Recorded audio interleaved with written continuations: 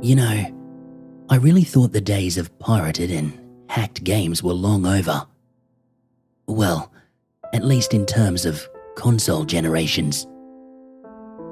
I've come across some weird cartridges in my days, including a fighting game involving Michael Jordan, Muhammad Ali, and Cyclops from X-Men. But the key word there is cartridges. Even when scouring the internet, all the pirated ROMs and such are all NES or Sega Genesis at the latest. The only real exception I've seen being a Chinese rip-off of Super Mario Galaxy. But I digress. My point is, it's rare to come across a pirated game for the current consoles these days, which is the Xbox 360 at the time of writing. My account begins 2 months ago, when I was scrolling through the deep veins of the internet aimlessly, seeking out old nostalgic games to try and reignite the childhood in me that had become jaded to the point of withering. In the dead silent hours of the night, basking in the warm glow and gentle hum of my computer, I came across an eBay auction for a game that I had all but forgotten about. The classic XCOM games. Still, this was not what had caught my interest the most. But instead, I saw a banner ad proclaiming a new XCOM game, which was releasing for the 360, and with this special offer, I could have it for a mere $27. I happily forked it over via my PayPal account and went to bed happy. That is, until I awoke this morning and found that the new XCOM game was far from its release date, meaning the money I'd just spent might as well have been flushed down the toilet directly from the bank vault. Yeah, I'm a fool.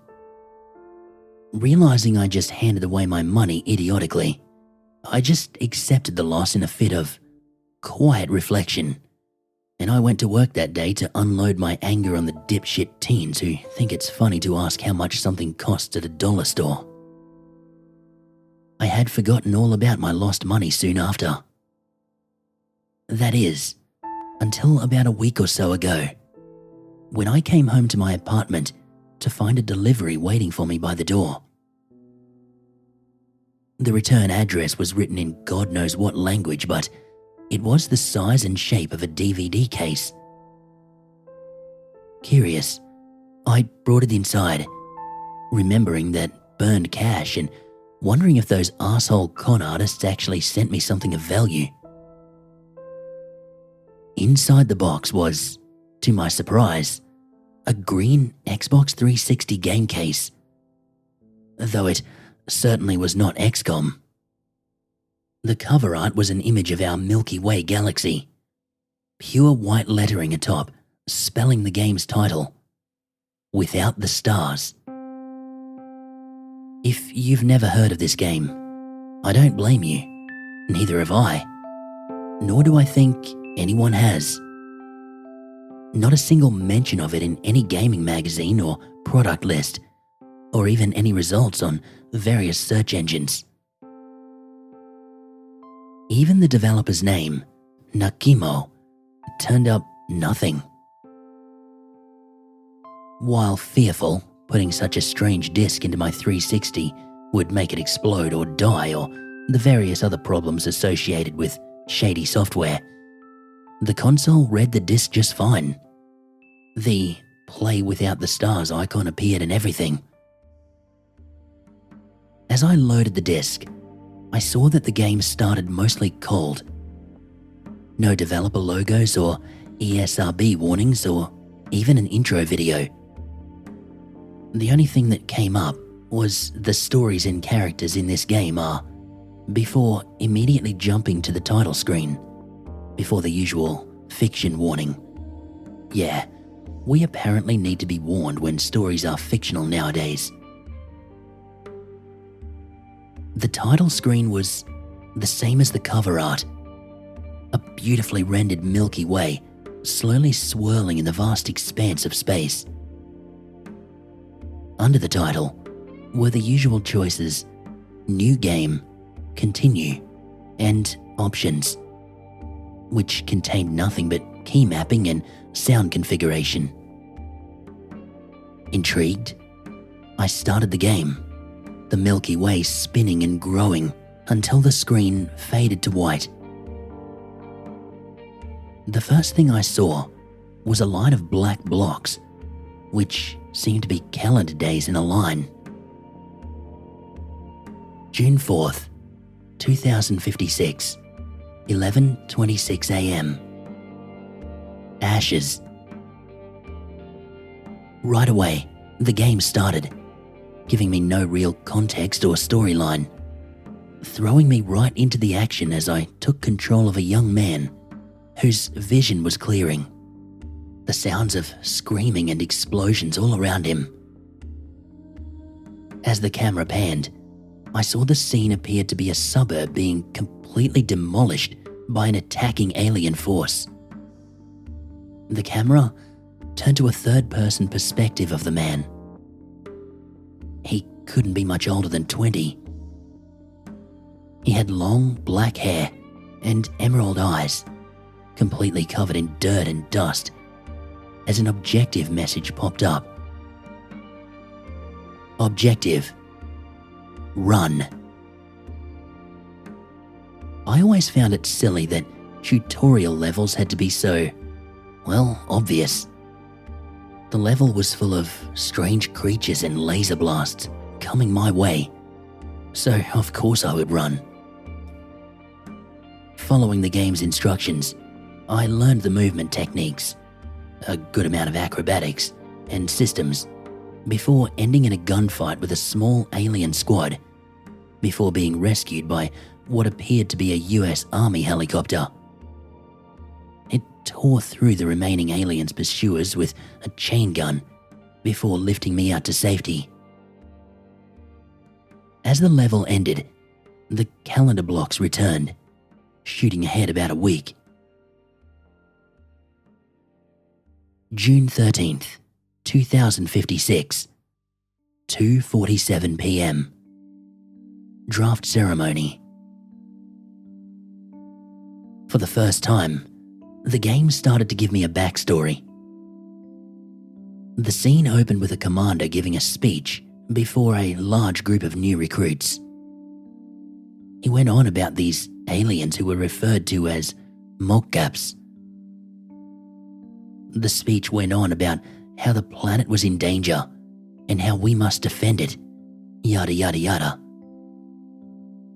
The camera lazily panned about until it zoomed in on the young man I controlled, now decked out in army fatigues, a large rifle slung around his shoulder. He saluted the commander before the scene faded out. June 13th, 2056, 3 p.m. Free time. Of the two section names to come before it, I found Free Time to be rather odd as a name for a chapter, but I had to smack myself when I realized that it was no such thing. From here on, I was introduced to a major aspect of the game, which is exactly what it says: free time.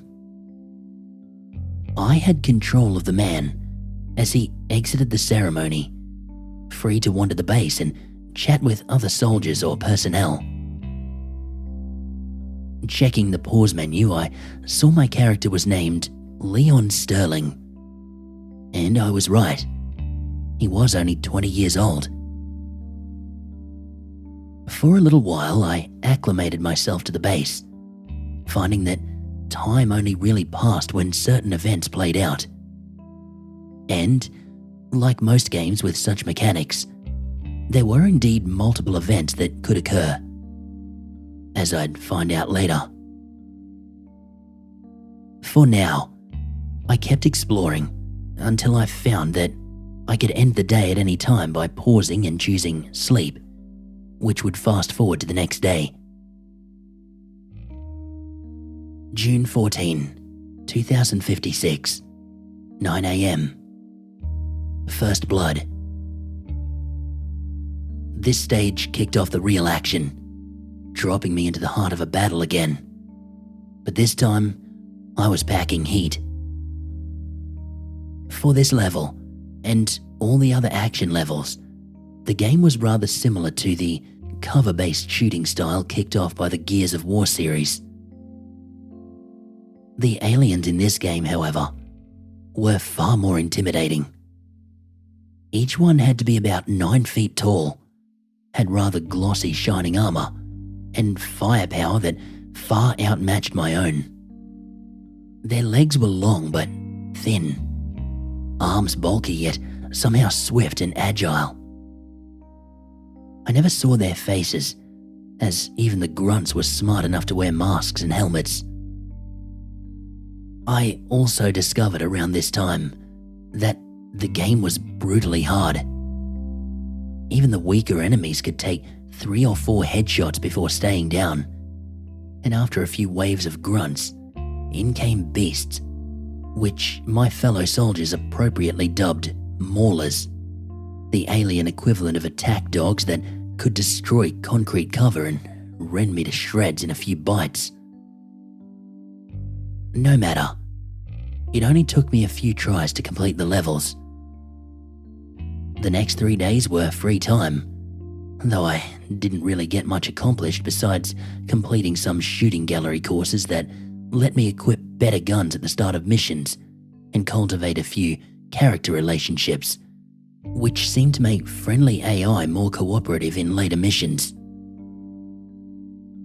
For the next few series of menial defense missions and free time days, the story started to ramp itself up again with the, if memory serves me right, 5th combat stage.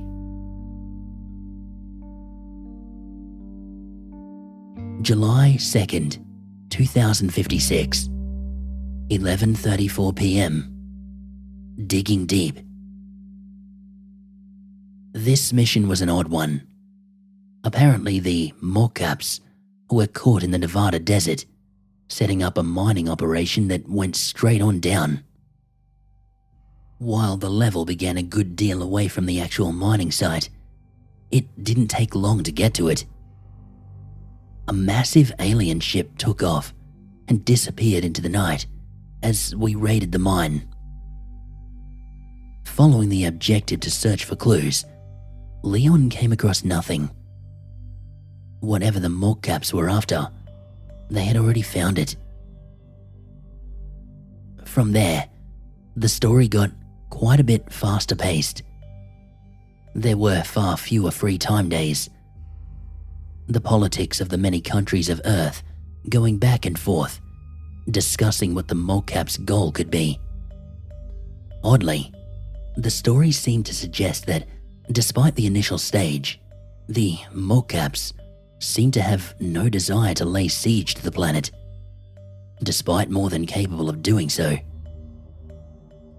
But, being a mere grunt, sadly Leon, and by transition myself, was mostly out of the loop on the more confidential aspects.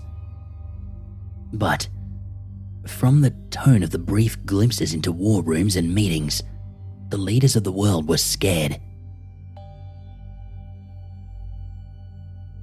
September 29th, 2056, 4:47 p.m. Bloodhounds. The last couple of combat levels had mostly been defensive, defending major cities and such. But this mission hit me fast and hard. Clearly, we Earthlings were getting aggressive now. At the beginning of the mission, Leon and a large squad of other soldiers were ambushing a convoy of mocap ground vessels, similar to a train robbery, if you wanted to get fancy. Honestly, it was a really fun mission. Infiltration, close quarters, narrow hallways and grenades. The main objective was to steal the cargo, whatever it was, but by the end of the level, The entire convoy had crashed, killing most of the moccaps and soldiers. Yet, somehow, Leon survived again. Through badly hazed and red-tinted vision, I could only watch as more of those aliens came, putting a black tarp back over what, to Leon, could only be seen as a green blur, before a boot to the head knocked him out cold.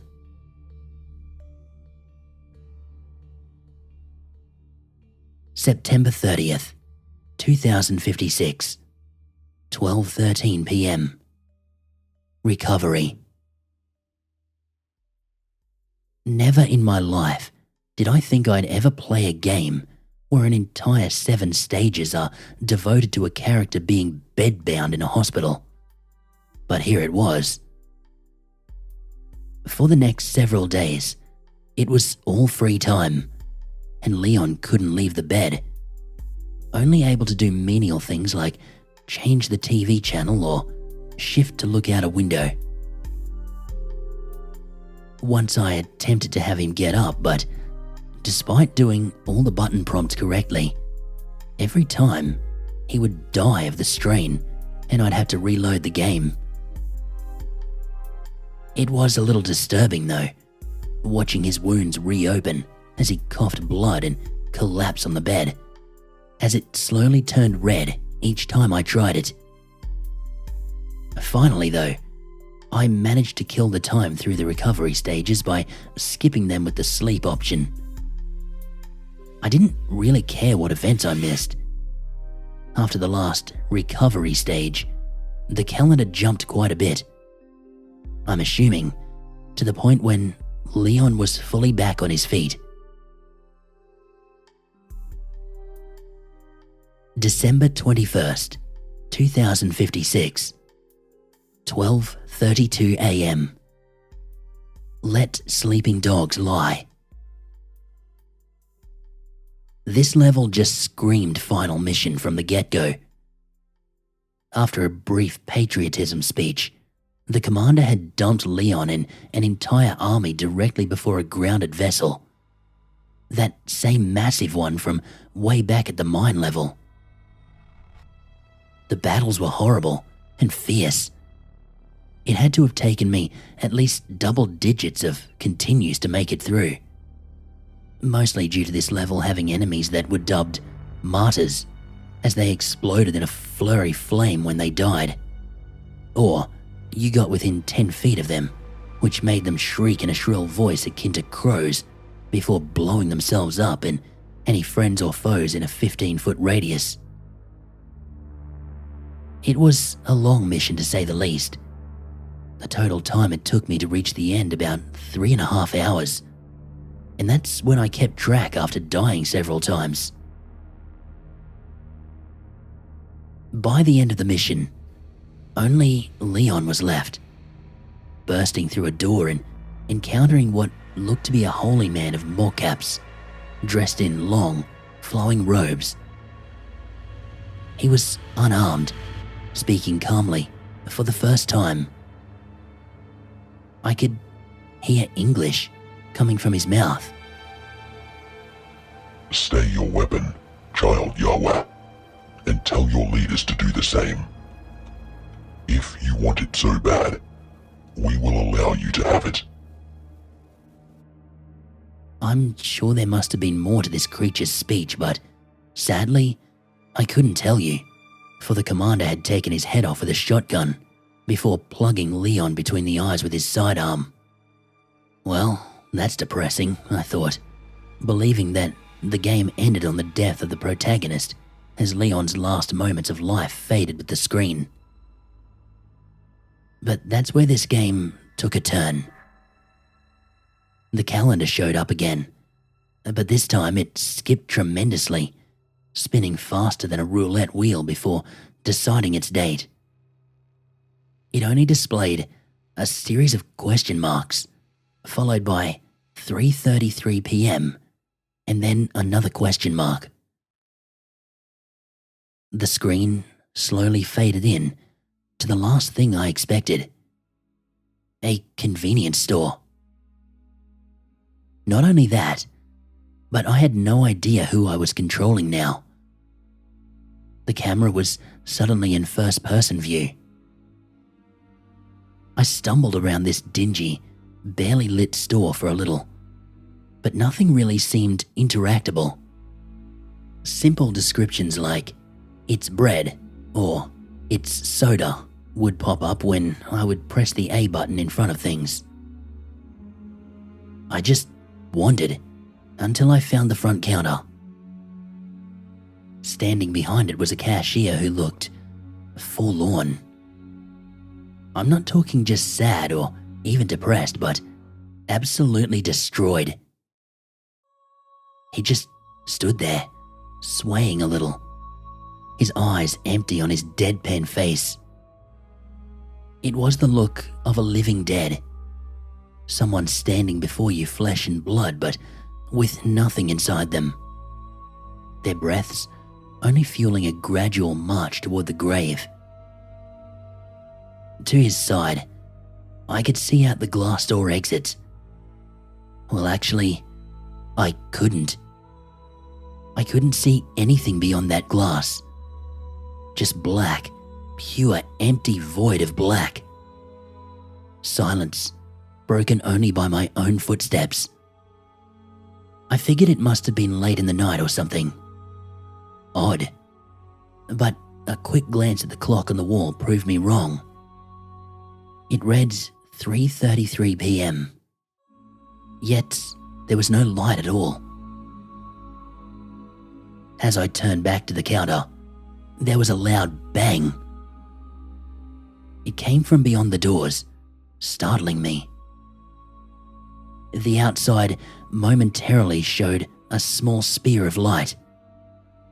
It quickly pierced the darkness before being swallowed again. The shock subsiding, I turned back to the clerk again. But I noticed a newspaper rack beside him. The front page showed no words, just a very disturbing image. It was the Earth. The picture had to be something taken from a satellite. What's so off-putting about this? Well, the lack of something very important for one. The lack of stars. There were no stars. There was no sun, no moon, nothing. There was only the Earth, and a massive green glowing thing beside it. I couldn't tell you what it was if I tried, but all I could see was it gave just enough light to see the Earth in the image, and nothing more. I couldn't take this little shithole store any longer, so I decided to try the door out. It opened easily enough, but once it did, I heard another bang from within the store. I turned, and the cashier was gone.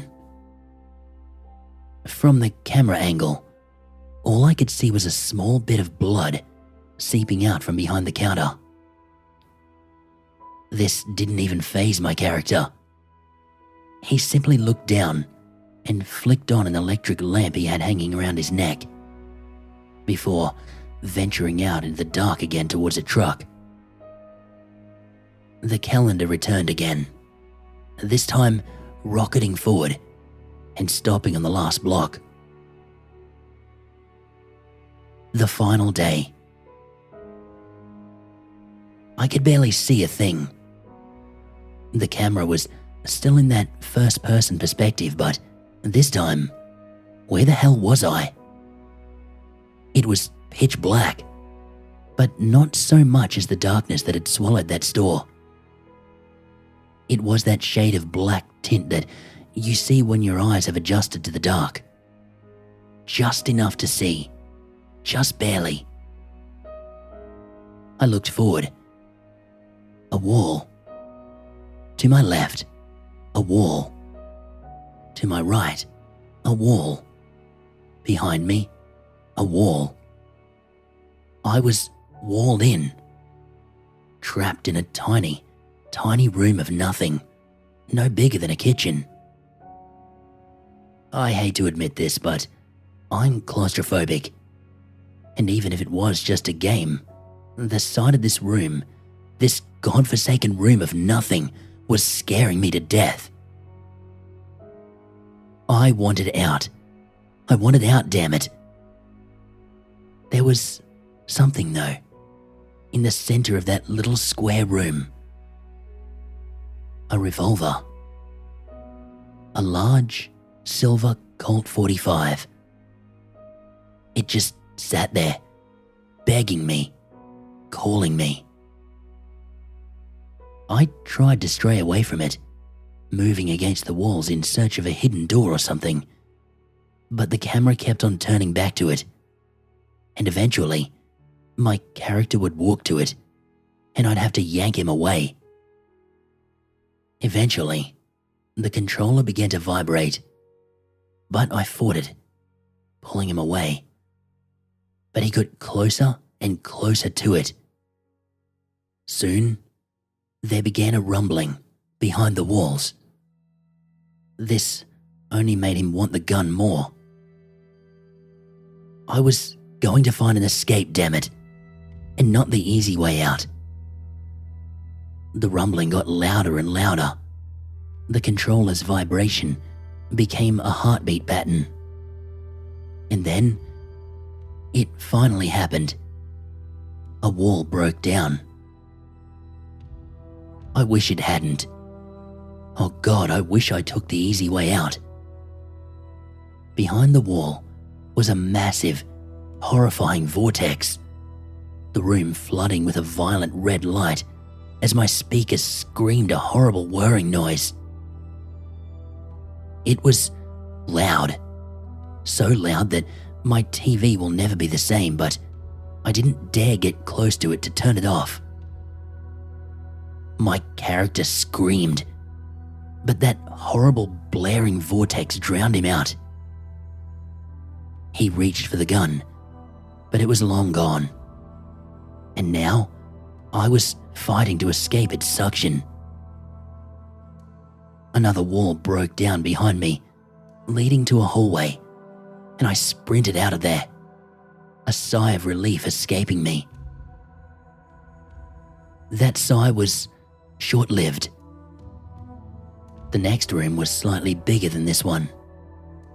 2 men were inside, screaming, as another wall broke free. Those horrible red swirls sucked them in with a sound akin to a clogged garbage disposal. My character stopped, standing in the center of the room, as all the walls broke away, left surrounded on a floating island of crumbling and splintering wood. He fell to his knees, gripping his head and letting out an agonized cry before collapsing face first, the vortex slowly sucking him off the platform. I got a terrifying view of the moment the platform left his feeble grasp, before all went black, silent.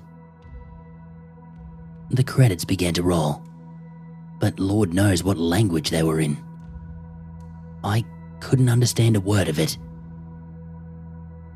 The only thing I could read was a single message in English, once all the names had scrolled past.